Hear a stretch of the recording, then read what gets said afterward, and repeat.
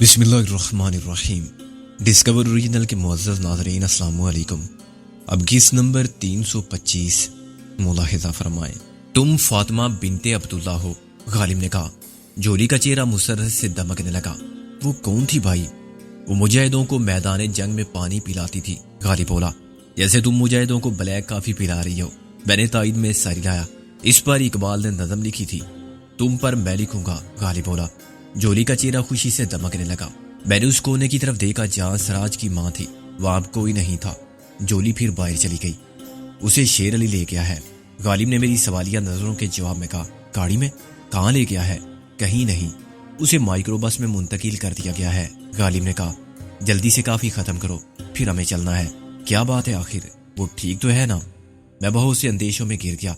خدا نخواستہ قید میں وہ بیمار تو نہیں ہو گئی، مر تو نہیں گئی، اس نے اعصابی دباؤ میں خودکشی تو نہیں کر لی؟ ہمیں یہاں سے فوراً نکلنا ہے، غالب نے کہا۔ سب کو؟ موسی نے پوچھا۔ صرف شیر علی اور جولی یہاں رہیں گے، غالب نے کہا۔ رات کو شاندار ہوٹل میں ایک ٹرک ڈرائیور کا قتل ہو گیا ہے، ابھی تک پولیس نہیں پہنچی ہے۔ ہمیں پولیس کے سائے سے بھی دور رہنا ہے، اور اس کے لیے ضروری ہے کہ پولیس کو ہمارا سایہ تک نہ ملے۔ تمہیں کس نے بتایا ہے؟ شیر علی نے، غالب نے کہا۔ اسی وقت شیر علی اندر آیا۔ پولیس کی ایک جیپ آ گئی ہے۔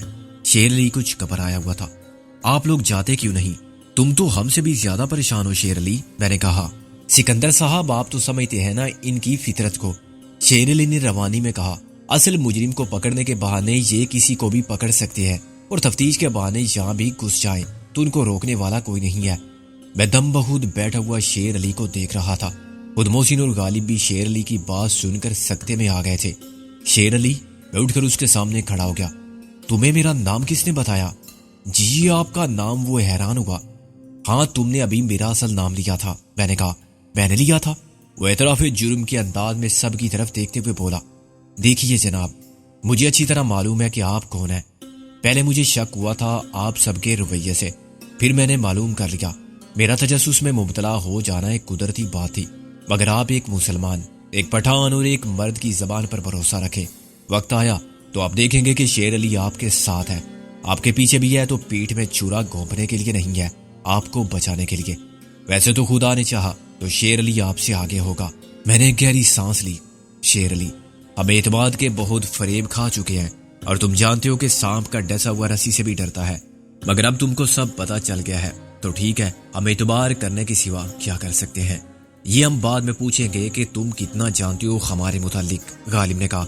مثلاً کیا یہ تم جانتے ہو کہ ہم مرنے سے نہیں ڈرتے، چنانچہ مارنے میں بھی پس و پیش نہیں کرتے؟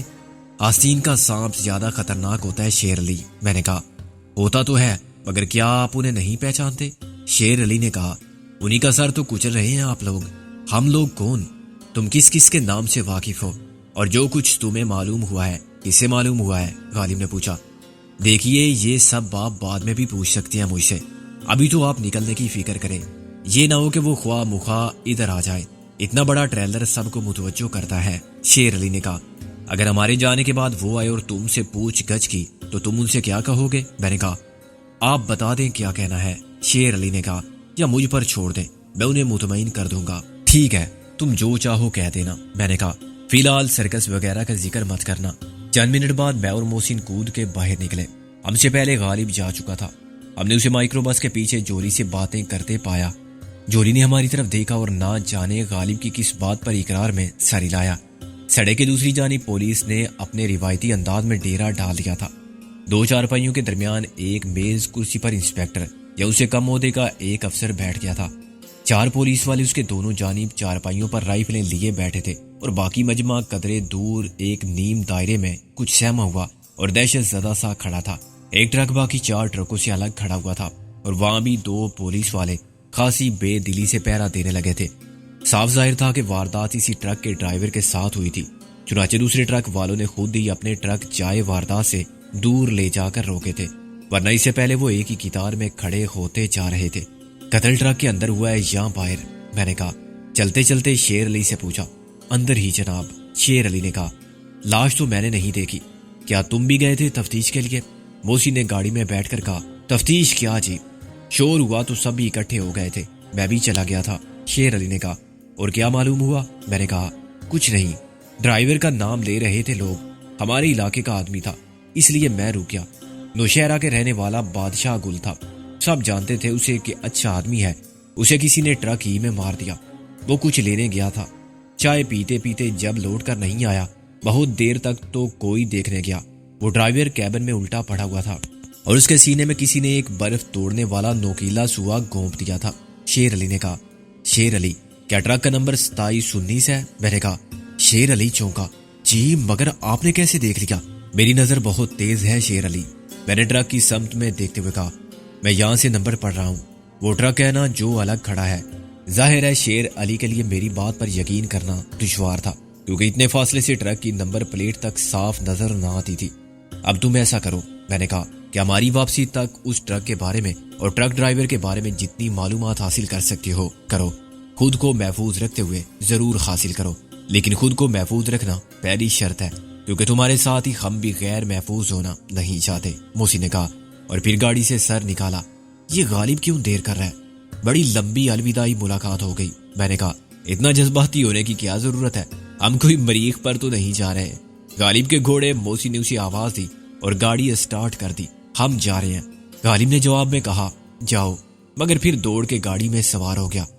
وہ جولی کو ہدایات دے رہا تھا اور اسے رابعہ سے ہونے والی گفتگو کا خلاصہ سنا رہا تھا۔ جولی یہ سب کچھ جاننے کے لیے بہت بے چین تھی۔ گاڑی کے اندر سب سے پیچھے والی سیٹ پر سراج کی ماں اپنی آنکھیں بند کیے لیٹی ہوئی تھی۔ ہم نے آپس میں بات کرتے ہوئے اس بات کا خیال رکھا تھا کہ ہماری گفتگو کا ایک لفظ بھی اس کے کانوں تک نہ پہنچے، مگر یہ فرض کرنا مشکل تھا کہ وہ اندازوں کی بنیاد پر بھی کوئی رائے قائم نہیں کر سکتی۔ وہ کھلی آنکھوں سے بھی بہت کچھ دیکھ رہی تھی اور ہمارے ساتھ ساتھ ایک چشم دید گواہ کی حیثیت سے سفر کر رہی تھی۔ اس نے مائکرو بس بھی دیکھی تھی اور ٹریلر بھی دیکھا تھا۔ ہم اسے غیر معینہ عرصے کے لیے ایسیری میں نہیں رکھ سکتے تھے۔ وہ بوڑھی عورت تھی، اور اگرچہ اب تک ہم نے اسے کسی قسم کی تکلیف نہیں ہونے دی تھی، مگر اپنی تنہائی کا اور قید میں ہونے کا خیال ہی کم تکلیف دہ نہ تھا۔ وہ گھر سے اور بیٹے سے دور تھی اور اس نے کیتھرین کے بعد عاشق کو مرتے دیکھا تھا اور ہمیں روپوشی کے ٹھکانے بدلتے دیکھا تھا۔ بے شک اس نے حالات کے خلاف اپنی جیت و جہد کو بے مصرف سمجھتے ہوئے خود کو تقدیر پر چھوڑ دیا تھا۔ اس نے ہمارے تمام معاملات سے بے نیازی کا انداز اختیار کرتے ہوئے چپ سادھ لی تھی اور آنکھیں ہی نہیں کان بھی بند کر لیے تھے، مگر اس سے ہمارا مطمئن ہو جانا غلط ہوتا، کیونکہ وہ بہرحال سراج کی ماں تھی اور سراج سے بڑا دشمن ہمارا کوئی نہیں تھا۔ اس سراج کی ماں کو بیٹے کے مذموم کاروبار کی حقیقت کا علم ہونے سے بہت زیادہ فرق اس لیے نہیں پڑتا تھا کہ وہ پہلے ایک ماں تھی اور ہر ماں کی طرح ممتا کے جذبات دوسرے تمام جذبات پر حاوی تھے۔ وہ بیٹے کی دشمن اور ہماری مددگار نہیں بن سکتی تھی، خصوصاً ان حالات میں کہ ہم نے اس کے ساتھ اس کے گھر میں بھی اچھا سلوک نہیں کیا تھا اور گھر سے باہر اس کے سامنے کوئی قابل تعریف کارنامہ سر انجام نہیں دیا تھا۔ وہ اپنے نقطۂ نظر سے سوچنے میں حق بجانب تھی۔ ایک عورت کو جو کہ عمر کے اس حصے تک پہنچ چکی ہو، کسی بھی جنگ کے سیاسی معاشی پہلو کو سمجھنے کی ضرورت تھی۔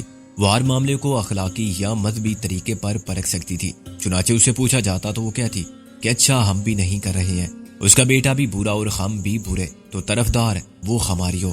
یہ ناممکن اور بعید از قیاس تھا۔ آئندہ بھی عملی طور پر وہ ہمارے خلاف جنگ میں براہ راست شریک نہیں ہوگی، مگر اپنے بیٹے کی یوں مدد وہ ضرور کرے گی کہ اسے ہمارے متعلق تمام معلومات پہنچا دے گی۔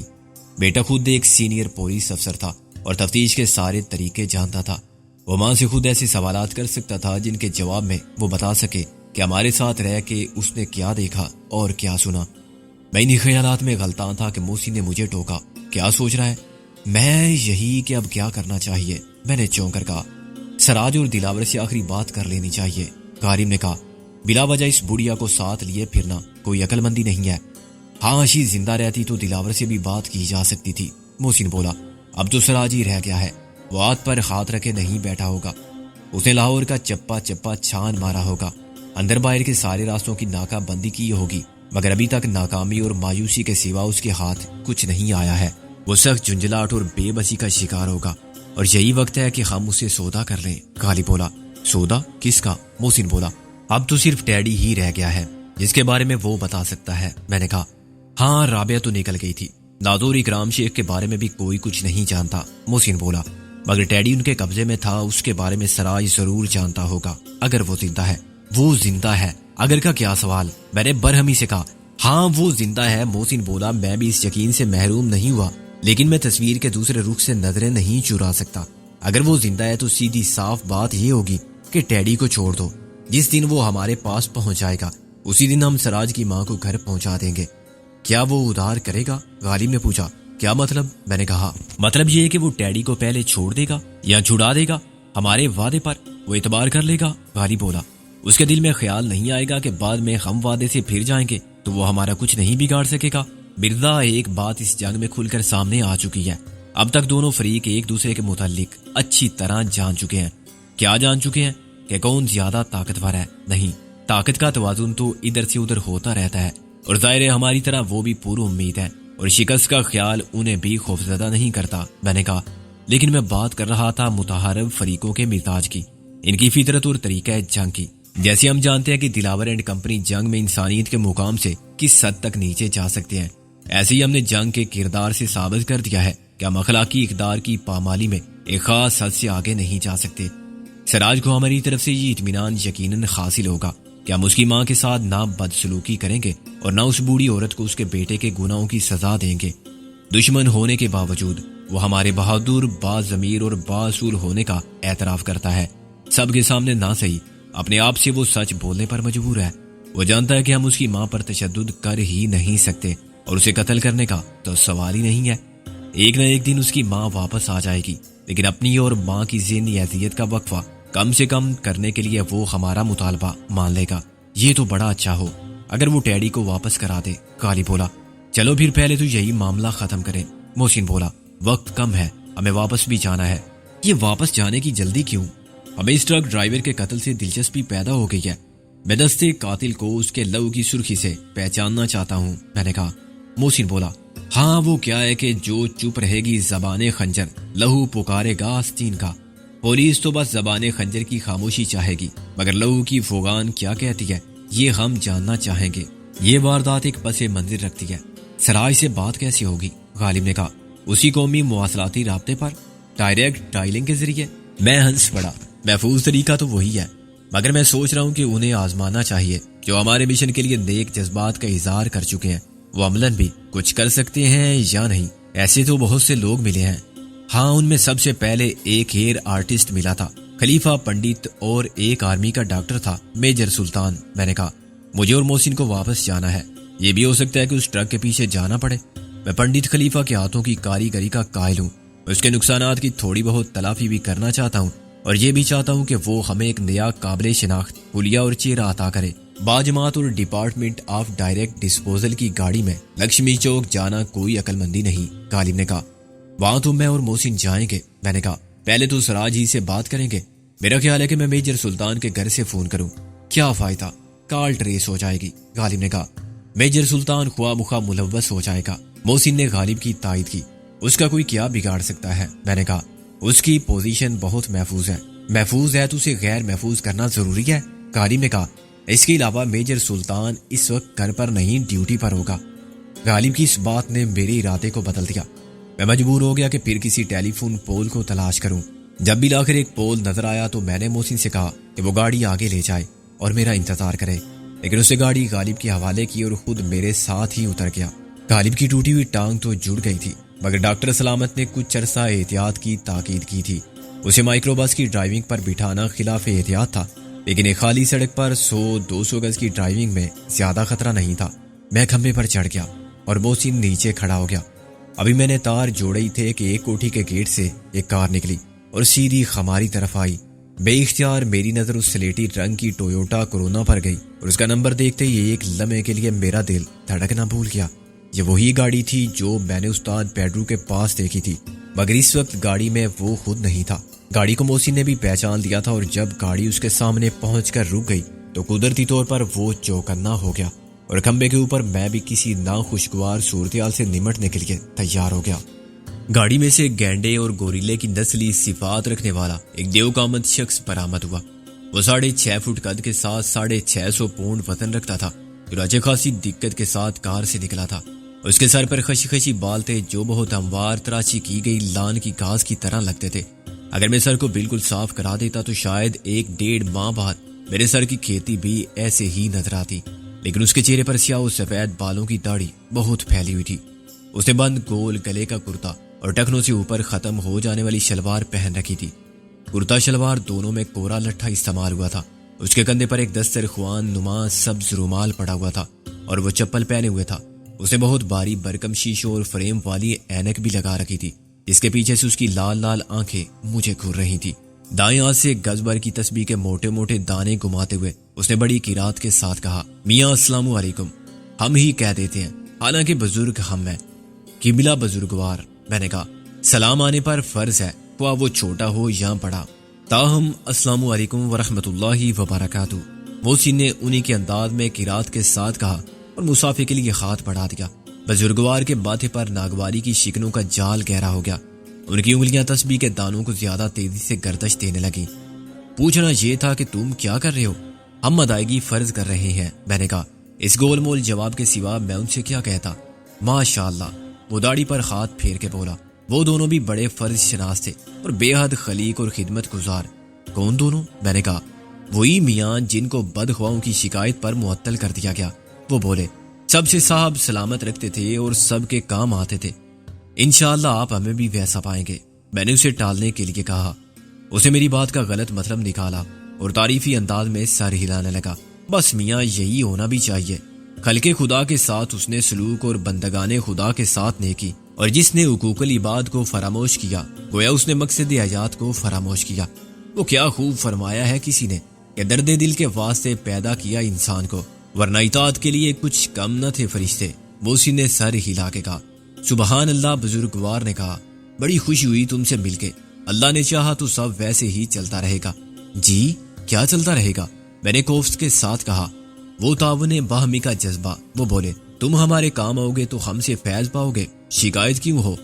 دیکھیے اگر آپ کے فون کی لائن میں خرابی ہے. ارے نہیں میاں, فون تو الحمدللہ ٹھیک ہے. خرابی دلوں میں نیت کے کھوٹ سے پیدا ہوتی ہے. وہ بولے, طمع اور حرص سے بجائے ارشاد. لیکن اس وعظ و نصیحت کا یہ کون سا موقع ہے؟ میں نے جھنجھلا کر کہا. وہ دراصل میں نے مناسب سمجھا کہ معاملات طے کر لیے جائیں اور اس حسن انتظام میں خلل واقع نہ ہو. وہ بولے, جس کی بنیاد گویا خیر خواہی کے جذبات پر تھی. ہم انہیں 100 روپے ماہانہ دیتے تھے. بلا شبہ اس گرانی کے دور میں یہ رقم ناکافی محسوس ہوتی ہے, لیکن انسان کو کانے ہونا چاہیے اور صبر و شکر اختیار کرنا چاہیے. انہوں نے جیب سے 100 کا ایک نوٹ نکال کے ادھر ادھر دیکھا اور محسن کی طرف بڑھا دیا. یہ آپس میں تقسیم کر لینا. محسن نے ہاتھ پیچھے کر لیا. یہ کیا ہے؟ وہ مشتعل ہو کے بولا. او ہو, ناراضی کس بات کی؟ یہ لو. انہوں نے 100 کا دوسرا نوٹ نکالا. چلو اب تو ٹھیک ہے نا.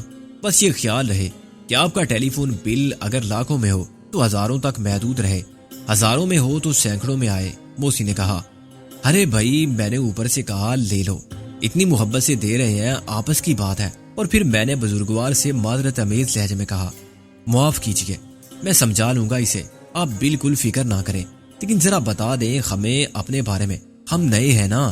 ہم تمہاری معاملہ فہمی سے خوش ہوئے میاں. بزرگوار بولے, ہم یہاں رہتے ہیں, نام ہے ہمارا حاجی سیٹھ عبداللہ, اور ہمارے 4 فون ہیں.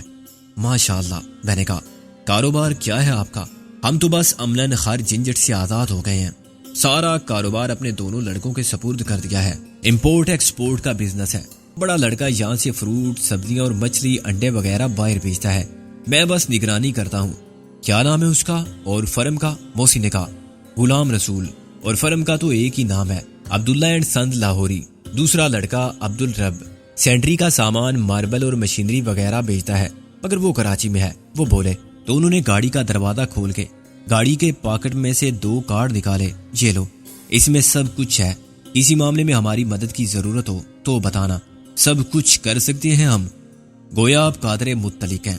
محسن نے کارڈ دے کر کہا, حاجی صاحب یہ تو کلمہ کفر ہے, لا حول ولا قوت الا باللہ. میاں ہمارا مطلب تھا کہ اللہ ہمیں توفیق دیتا ہے, وہی کار ساز ہے سب کا, لیکن وسیلہ تو کوئی بنتا ہی ہے نا. انہوں نے خفگی سے کہا اور کار میں بیٹھ گئے. حاجی صاحب جاتے وقت بھی سلام ضروری ہے. محسن نے کہا, وعلیکم السلام. حاجی صاحب نے غرا کے کہا اور گاڑی آگے بڑھا دی. الو کا پٹھا خبیث محسن نے ایک دم پھٹ پڑا. نام تو دیکھو ذرا اور کرتوت دیکھو, حلیہ دیکھو اور اعمال دیکھو, کیا مفہوم نکلتا ہے الفاظ کے.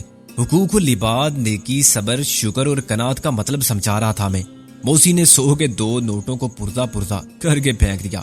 افسوس کہ ایسے ہی لوگ دین کو بدنام کرتے ہیں, ریاکار اور منافق, جو اپنے ساتھ ہی نہیں خدا کے ساتھ بھی جھوٹ بولتے ہیں. میں نے کانوں کو ہاتھ لگا کے کہا، ظاہر ایسے باپ کی اولاد کیا ہوگی، خدا کا شکر ہے کہ اس نے ہمیں پہچانا نہیں۔ محسن بولا، مگر یار اب یہاں سے کھسکنے کی کر، یہ خطرناک علاقہ ہے، اس شیطان کی اولاد کا یقیناً استاد پیڈرو سے کوئی تعلق ہے۔ غلام رسول اور عبد الرب پیچھے رہ کر مدد کرتے ہوں گے، اور یہ تو اتفاق سے ہمیں عبداللہ اینڈ سنز لاہوری کا نام معلوم ہو گیا۔ ایسے نہ جانے کتنے دوسرے ادارے ہوں گے جو امپورٹ ایکسپورٹ کے کاغذی لائسنس پر دلاور اینڈ کمپنی کے معاون اور مددگار ہوں گے۔ خود میں بھی یہ بات سمجھتا تھا کہ یہ جگہ واقعی محفوظ نہیں ہے، اور ابھی تو ہم بال بچ گئے تھے، لیکن یہاں کسی بھی وقت کوئی بھی شکاری آ سکتا تھا۔ میں 15-20 منٹ تک کھمبے پر ٹنگا ہوا اپنی خیریت کی اور حاجی صاحب کے دفع ہو جانے کی دعا مانگتا رہا۔ ان کی موجودگی میں بات تو میں کیا کرتا، خود کو ٹیلی فون لائن مین ثابت کرنے کے لیے میں نے باکس کھول کر تھوڑا بہت کام ضرور جاری رکھا تھا، اور کسی وجہ کے بغیر پیچکس استعمال کرنے کا نتیجہ یہ نکلا تھا کہ میں نے ادھر کے تار کھول کر ادھر جوڑ دیے تھے۔ اس سے کتنے لوگوں کے ٹیلی فون غلط ملت ہوں گے اس کا مجھے کوئی اندازہ نہ تھا۔ حاجی صاحب نے پیڈرو کی سلیٹی کار میں نمودار ہو کے میرے ہوش گم کر دیے تھے۔ وہ خود ہیرا پھیری کرنے والا آدمی تھا۔ باصول آدمی ہوتا تو سب سے پہلے پوچھتا کہ تم لوگ ٹیلی فون لائن مین ہو تو وردی میں کیوں نہیں ہو، اور ہم سے شناختی کارڈ طلب کرتا، لیکن اس سے پہلے معاملہ رکھنے والے بھی شاید بغیر وردی کے ہی گھومتے تھے۔ نیچے اتر کے میں نے خدا کا شکر ادا کیا۔ میں اور محسن اس کوٹھی کے سامنے سے گزرے جس میں سے وہ سلیٹی رنگ کی کار نکلی تھی، تو میں نے گیٹ پر پیتل کی چمکتی ہوئی تختی دیکھی۔ 2 فٹ ضرب 1 فٹ کی اس تختی پر 3 انچ کے بڑے حروف میں عبداللہ اینڈ سنز لاہوری کا نام کندہ تھا، اور نیچے 1 انچ کے حروف میں importer exporter and general order supplier لکھا ہوا تھا۔ کوٹھی کے اندر بائیں ہاتھ پر 3 گاڑیاں اور 6-7 موٹر سائیکلیں کھڑی ہوئی تھی۔ نچلی منزل رہائشی لگتی تھی، اوپر کی منزل اپنی تعمیر سے دفتر نظر آتی تھی۔ اس کے بڑے بڑے شفاف شیشوں کے پیچھے بلائنڈ کی پٹیاں نظر آ رہی تھی، اور اس کی چھت بھی مشکل سے 8 فٹ بلند تھی۔ ایئر کنڈیشننگ کے نظام کی بہتر کارکردگی کے لیے کم سے کم جگہ اسی طرح رکھی جاتی ہے۔ اندر اگر کچھ لوگ فائلوں میں پھل، سبزی، انڈے اور مچھلی کی درآمد برآمد کا حساب کتاب رکھنے یا ٹائپ رائٹر پر انگلیاں چلانے میں مصروف تھے تو ان کی مصروفیت کا باہر بالکل پتہ نہیں چلتا تھا۔ غالب سرکاری گاڑی کے ڈرائیوروں کے انداز میں فٹ پاتھ پر اکڑوں بیٹھا سگریٹ پی رہا تھا۔ ہوگی بات، اسے سگریٹ اچھال کر کہا۔ وہ آخری ٹکٹ کو ایک انگلی اور انگوٹھے کی مدد سے فائر کرنے کا عادی تھا۔ یہ ایک بےہودہ عادت ہے، محسن نے کہا۔ دیکھو وہ ٹوٹا کہاں جا کے گرا ہے، کچھ گھاس اور پتوں کے ڈھیر میں آگ لگ سکتی ہے۔ ہاں کہاں نہیں لگی ہوئی ہے، غالب نے خفت مٹانے کے لیے کہا، اور سگریٹ کے ٹکڑے کو جوتے سے دبا کے بجھا دیا۔ کیا نتیجہ رہا؟ 0 جمع 0 برابر 2-0۔ محسن بولا، گاڑی میں بیٹھو، ہم دشمن کے علاقے میں ہیں۔ غالب نے برا سا منہ بنایا۔ وہ خوفناک صوفی کون تھا؟ تمہارا ماموں سسر، میں نے کہا، اور گاڑی چلا دی۔ اپنی بانجی کے مستقبل سے کھیلنے والے ہر شخص کو تباہ کر دینے کی دھمکی دے گیا ہے۔ میں مستقبل سے نہیں، اس کی بانجی سے کھیل رہا ہوں، غالب نے کہا۔ ظاہر ہے مجھے کوئی خطرہ نہیں، مگر تم لوگ مجھے حواس باختہ لگتے ہو۔ جواب میں محسن نے اسے عبداللہ اینڈ سن سے متعارف کرایا، اور میں نے گاڑی کو 2 میل دور لے جانے کے بعد روکا اور پھر پیدل چل کے واپس کیا۔ یہ دوسری جگہ جہاں سے میں نے سراج کو فون کیا زیادہ محفوظ تھی۔ سکندر سراج نے ریسیور اٹھاتے ہی چلانا شروع کر دیا۔ آخر تم کیا چاہتے ہو؟ SSP کو اتنا لا علم نہیں ہونا چاہیے، میں نے کہا۔ کیا تم واقعی نہیں جانتے کہ ہم کیا چاہتے ہیں؟ دیکھو میں تمہیں موقع پر موقع دے رہا ہوں۔ ابھی تک میں نے تمہارے خلاف کوئی رپورٹ نہیں لکھوائی ہے، نہ اغوا کی اور نہ اس بدماشی کی جو تم نے میرے گھر میں کی، اور جس کے 10 گواہ ہیں۔ تم نے عاشی کو بھی قتل کر دیا، مگر میں نے دلاور کو خاموش رکھا۔ یہ سب لکھ کر اپنے افسرانے بالا کو بھجوا دو، میں نے کہا کہ تم نے سکندر بخت پر کتنے احسانات کیے ہیں، اور بدماشی کے جواب میں تم نے کتنی شرافت دکھائی ہے اور کیا نیکی کی ہے۔ تمہیں اس کا اجر ملے گا۔ میں اگر چاہتا تو تمہیں زمین سے کھود کے برآمد کر لیتا۔ وہ غصے میں پاگل ہو رہا تھا۔ پھر کیوں نہیں کیا؟ ہم کوئی گاجر مولی تو تھے نہیں کہ زمین کے اندر ہوتے، ہم تو گوبھی کے پھول کی طرح اوپر تھے، میں نے کہا۔ اور مجھے اپنی اس فضول بکواس سے متاثر مت کرو۔ میں جانتا ہوں کہ تم نے ایڑی چوٹی کا زور لگایا ہے۔ میرے باپ کی ہڈیاں مجھے آج تک نہیں ملی، تم اپنی ماں کی ہڈیوں کے خاک ہونے تک جی کے دیکھ لو۔ کیا؟ سراج نے چیخ کر کہا۔